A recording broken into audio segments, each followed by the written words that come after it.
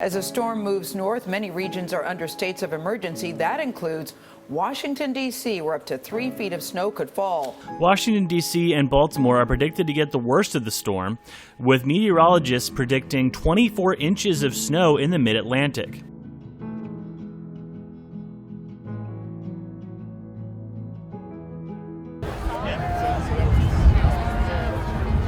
You are pro-life. Why? It's never easy to take heroic action, but it needs to be taken to help those who can't help themselves.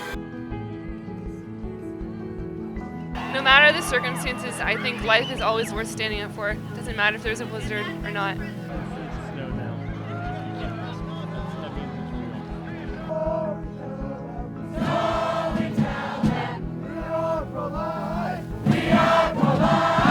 Bearing the storm is one of the very few and minor things that is worth suffering and offering up to prevent this from going on.